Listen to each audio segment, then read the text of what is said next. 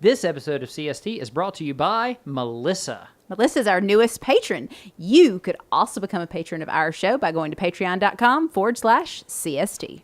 All right, so, you taping?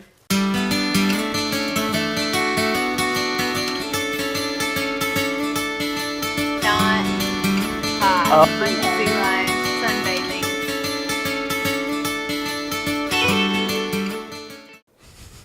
I, too, am a simple man. Are you? I like pretty blonde women. And breakfast food. Yes. Speaking of pretty blonde women, my wife, Katherine Barron, everyone. Give her a hand.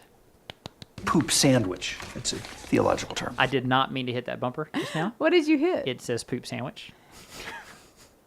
That was not a comment in any way on you. the smell of our house. You know what? There was this weird smell coming in. There was this weird smell coming in. Yesterday. Yesterday? We were on the porch, remember? Even people that walked by said, it smells weird here. I'm wondering because apparently there are chicken plants in our... Chicken houses. Chicken houses, whatever, in our county. That's a big thing in Forsyth County is chicken houses. And so I'm just wondering if maybe the wind was just blowing in just the right way. Maybe so. It's either that or Lake Lanier was coughing up some serious gas because it was awful. I didn't notice any chicken smell, any weird smell, but you did, and apparently people did who walked by the house. Because we hollered at them, hello, down there. I think it was just because we were actually out, not because they smelled it when they passed our house. That is my hope and prayer. Right. Sam's breath was awful this morning in church. I turned to him. I was like, did you brush your teeth before you left? I don't know that they have the same definition of brushing their teeth as we do. Like, I think maybe they put toothpaste on the brush and kind of look at the brush. They may or may not put it in their mouth. And then they spit all that out. That's brushing their teeth. The word unblowupable is thrown around a lot these days, but I think I can say with confidence... Okay, that shows you what could potentially happen. Fact. This week was the solemnity of the Assumption. The solemnity? The solemnity of the Assumption of the Blessed Virgin Mary. And so it was. Fact. I went to confession this week. Fact. Ben and Jude went to faith formation Wednesday. Fact. Ben went to a lock-in at the church Friday night. So did Catherine. Fact. Sam went to a youth night function Saturday night at the church. Fact. We went to Mass this morning at 9. Fact. We attended the new family parish meet and greet after Mass. Fact. Ben and Sam? Mm-hmm. And Sam. Is it Jude as well? Nope. No, just Ben and Sam. Ben and Sam are going to a church function this evening. We're churched up. We are all churched up. We are all up in the Good Shepherd. I mean, we are tired of going to that church this week. Well, so Tuesday was the Feast of the Assumption. Mm-hmm. I also had to work. So I went to noon Mass. Mm-hmm. Then had to go to I was very proud of myself. I could have done it differently and it wouldn't have been as crazy, but I got up. I did coffee. I got dressed for work, got everything ready for work. Went to noon Mass, went to the store, bought 3 days worth of groceries, got back in my car, drove back home, unloaded the groceries, got back in the car, drove to work.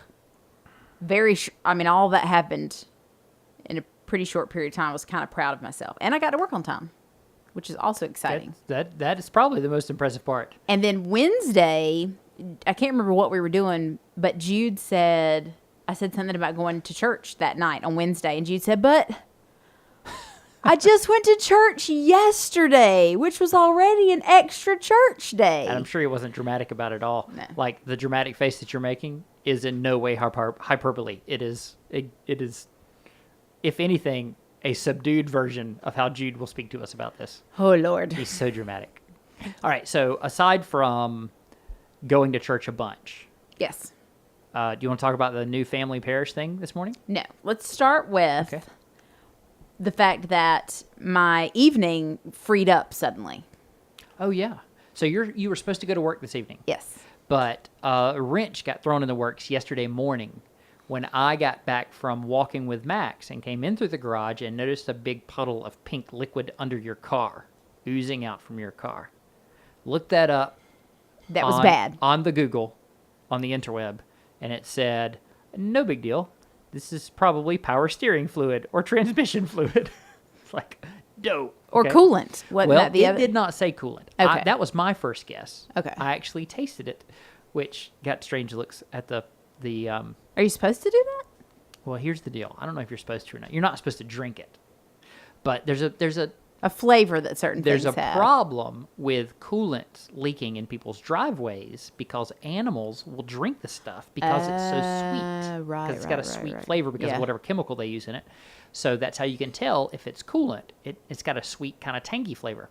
And so I put my little finger in it, touched it with my tongue, and sure enough, sweet tangy. So I immediately thought coolant. Checked the coolant hopper, the little jug of coolant inside the car and under the hood, and it was completely empty. So I'm thinking, ooh, coolant. Look it up online. It says power steering or transmission fluid because of the color. I take it 5 miles down the road to a local auto repair shop. That was recommended to us. Yeah, that was recommended to us. The first one that was highly recommended was closed today. The second one, I take it to, they look at it, they give us a call back, and they say, this is going to be $2,500 because there's a hole in the radiator which probably caused the failure of a bearing in the water pump. We want to replace both those things. The radiator and the water pump and the water pump. serpentine belt. And the serpentine belt, because of the bearing that's off, the serpentine belt isn't aligned properly and it's wearing. And your... All we want to replace the thermostat too because it's obviously not working because you're out of coolant. And it didn't overheat. Right. And Or the- it didn't and the- give us an indication that it Yeah, was there was overheating. no heat indicator on the dash. And we're going to replace all the hoses and fixtures. And there was no Freon in the air conditioner. Yes. So they replaced that. Yeah. And we said, after This- my they- heart yeah, stopped a They little called bit. us middle of the afternoon saying, Yeah. the good news is we just recharged your AC. It's fine. The bad news is we want to charge you $2,500 to do X, X, X, and X. Yeah. And we went, Like Dave Ramsey says. as soon as you try to get out of debt, this is what's going to happen. Yep. Who shows up? Murphy. Murphy shows up. So So then we scramble. We realize, we have 2 different destinations we have to be at in the next 24 hours or 48 yes. hours. I have to be at work. Mac has to be at school. This is an issue. Yeah. So we decided to rent a car. Right. Is that where you're going? Well, I was first going to say we said no, please don't do any of those things. Right. Let's get a second opinion. Right. We appreciate your time. We'll be glad to pay you for the Freon charge that you did. But we would like to just leave our car in your parking lot. We will come and get it on Monday, and take it to a different location for a second opinion because that seems rather high to us, which it does. Especially we're kind of weighing now because our car is 10 years old. It has 166,000 miles on it. That's a lot of money to put into a car that age. And I think 6 months ago, I would have said, forget this. Let's just go get another vehicle. It's going to cost us a little more money, but we're not going to be throwing all this cash into this car. But trying to be better about stuff like that. And so we're just taking a break. So I was going to rent a car today. We were going to drive to an Enterprise place today, rent a car, and We get out the driveway. and We get less than 10 yards away from the driveway, and Catherine checks her messages, and it says, I'm sorry, you reserved a car yesterday, but we don't actually have a car for you. So then we're like, oh no, what are we going to do? The Enterprise said, we'll have a car tomorrow. Well, that's not helpful in the least. Well, it then struck me that I'm on orientation. So unlike at my other facility, this is not like a situation where they are depending on me as part of their cadre of nurses. This is not that kind of a situation. And so I was like, well, why don't I just call my educator and say, look, here's the situation. I don't have a car to get to work. And she was very helpful. And so I let her know. We had to let somebody else know. And hopefully they're going to switch my shifts from this week to next, not from Sunday and Tuesday to Wednesday and Thursday. So we'll just move my shifts to later in the week. I mean, I could have switched them all the way to like Friday, but we were actually maybe going out of town. So anyway, lots, just very... So then all these plans we made contingent upon Catherine having to go to work, then get shifted around, which leads to, I always find it hard to deal with a big change in plans. Or like I've got myself mentally prepared, because I think many fathers will agree that oftentimes families or parents agree to do something, and then it is oftentimes the father that has to nudge us in that direction to make those things happen. Sure. On time, within a timely fashion. Okay. Okay. So like I've got myself prepared for all the nudging that I'm going to have to do. And then when I start to do that nudging, I have to be reminded, now plans have changed. And so it's difficult for me to adapt to that. Yes, and plans have changed. And so I think the other issue there is, and this is what maybe other night shift people can back me up on this.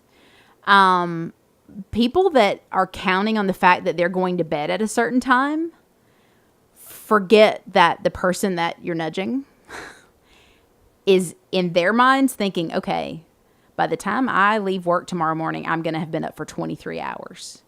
How can the next 5 hours go in such a way that I'm prepared for that fact? Well, okay, that leads us to talk about this morning. There are certain things that make any situation worse. And one of those things is knowing that you're going to be up all night. Yes. Like you're going to be up for more than the next 24 hours. Yes. Okay. So our children misbehaving is one thing. And our children misbehaving in front of others is another thing. Our children misbehaving in front of others when you know you're going to have to be awake for the next 24 hours just takes it to a whole nother level. Sure does. Right? It's well, like, especially when you're in this situation, and we're going to explain in just a second what we're going to here. But when you're in a situation where you decided to come to this event because it seemed like a good idea at the time, and now you're in the middle of it, and this is going on way longer than it should have. In your brain, this event was going to last 25 minutes at the most. And these people who are very nice people don't know that you're going to be up for 24 hours. Right. And so this is what happened this morning. We got up, and we had decided to go to 9 o'clock mass because we had the 10 o'clock thing, and that would just, for lack of a better term, that would kind of take that big thing that we needed to do today would be dealt with early. Right. We knew we had the new family reception that we wanted to attend because we want to ingratiate ourselves into this church. Not ingratiate. That sounds sounds that terrible. Sounds smarmy. It does. But we want to get involved in the church. So we want people to know who we are. Yes, we absolutely. want to meet people, that kind of Yeah. thing. So we go to the 9 o'clock mass to attend this thing at 10. And I was even like at 8 o'clock this morning, I was like, are you sure, baby? Can't we just like go to the hospitality thing and then we'll go to 11? This is what I'm talking about. Dad has to nudge. Dad has to keep us on the rails sometimes. Dad's not good at cleaning up the house. No, Dad isn't. But he's good at getting everybody out the Nudged. door. Yeah. All right. So we go to this, terribly nice people. All right. Wonderfully But what we nice. thought this was going to be is all the new people. New people. New people. And like a couple of people who are sort of in charge of this committee, putting out food and just saying hello to us. Like standing around, milling about, and meeting people. Right. Like in a very informal way. Yeah. So what this turned out to be was we did stand around and talk with each other for about 10 minutes until Father came in and said, okay, now please have a seat. And then you realize only about a third of the people in this room, and there's probably 50 people. Yeah, in only the about a room. third of them were new. Only about a third are new. Everyone else, I don't know if this was a concerted effort to sort of plant older, more experienced people there who are involved in different aspects of ministry, because this church really does do an amazing job so with many offering ministries. lots of ways to serve. It's really impressive. And there was older people at every table, right? Father had everyone in the room stand up and Everyone in the introduce room. themselves and tell us how long they've been, who they are, how long they've been here, what they're involved in. Where they were from. Where they were And from. I still can't remember if he asked them to tell what they were involved in, Or that or just if happened that just organically. happened to get started and people continued it. I don't know. I'm thinking it was probably a concerted effort. I don't know. I don't know. But anyway, that's what happened. So And some people were pretty good at it. Like, hi, I'm so-and-so. I'm from so-and-so. I've been here a few years. Great church. I'm really involved in choir. We'd love to have you guys come join. yeah. Some people Some people have been around literally have been around for 17 20 years, Yeah. and they gave us a listing of all the activities they've been involved in over the last 17 years. And even people sitting beside them said, please sit down. Did you hear her? No, I didn't. That being said, I recognized that so there were a couple of things happening. One of which I was like, I don't want to be here. I have things to do. Right. And what's happening right now is not why we're here. We have to go get a rental car. We have to do a podcast. We have to do these other things. To my right, Jude. I'm not really even sure what is happening. First of all, Jude didn't want to sit in a chair. He wanted to sit on the floor between Ben and Sam. Because he didn't want to be introduced. And so in order to not be introduced, he makes as much of a show out of himself as possible. Yeah, it's ridiculous. And then he kept going back to the table for watermelon, which was great, except that Ben, correct me, how many watermelon balls was he putting in his mouth at any given moment?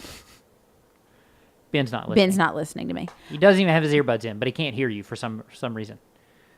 A lot. He was like a chipmunk, okay? He And was had like watermelon stuffing all like over his 4 face. watermelon balls in his mouth at one time. How old is this child? He's 8. He's 8. And so watermelon juice is pouring down his Church clothes. he's in a church clothes. We're at this church event. People are trying to introduce themselves, and all of a sudden, all Sam and Ben can do is look at Jude and laugh. So, long story short, I actually was having a fine time, except for Jude and Sam. So we sent Jude and Sam out of the room. And then Jude And then they came kept coming back in to get more watermelon. So I thought it was great to meet people. I was completely okay with it not being exactly the function that I had intended on attending. That was okay with me, but I was not seeing it from the perspective of Katherine, who had a very limited amount of free time today. Or not free time, but time that things needed to happen. Right? These things need to happen, and at some point it would be really great if I could lay down somewhere and close my eyes before I have to be awake for another 12 hours. And then the children just exacerbated all that. Gosh, and then we couldn't even find them when it was done. We're like, go to the playground. And apparently, now, were there children on the playground? No, there's no children on the playground right now. But I don't know. I wasn't out there with them. I don't know how. Maybe someone told them. So apparently it's been an can't be out issue, there. and so the only kids that are allowed on the playground are preschoolers. Like, you have to be like 4 and under to be on the playground, which is terrible. That can't be true. I don't have anything negative to say about the people today. No. Or the function itself, except that you it don't. just wasn't what we thought it was going to be. That's the only thing. And that's just happens when you have different people running things. The other hilarious thing was the family sitting in front of us at Mass today. So we got there a little bit late, and so we're at the back of the church. And there was a family in front of us. It was a husband, and then it looked like maybe a late 2-year-old little boy, mom, and then this little probably 7 or 8-year-old little girl who just stood there properly through the whole. I bet she wasn't. I bet she was 6. Anyway, she stood there properly through the She entire was an Mass. angel. She was an angel. The little boy Hell was on wheels. all over everything, pulling this out of the bag, eating his goldfish, spilling his drink, on the pew, bothering his daddy. Yeah, literally at one point, his dad was standing up. The little boy is sitting on the pew behind him, headbutting him in the butt. Headbutting his dad in the butt over and over and over again. It was so funny, and all I could do was sit there and remember, like, our time. Not upset with them at all. Totally just happy, happy there at Mass and remembering those days of your kid. Like, you have basically no idea what's going on in Mass. The homily, the homily what? What's going on? It doesn't even matter, because what's happening Occasionally they ring bells and you realize I'm supposed to be kneeling. I'm supposed to go up now, but this little kid is just taking all of your attention. And I peeked over. I whispered to Sam at one point. I was like, okay, that was you, except you were crawling under the pews. We would have to chase you down. Or was that Jude that used to do that?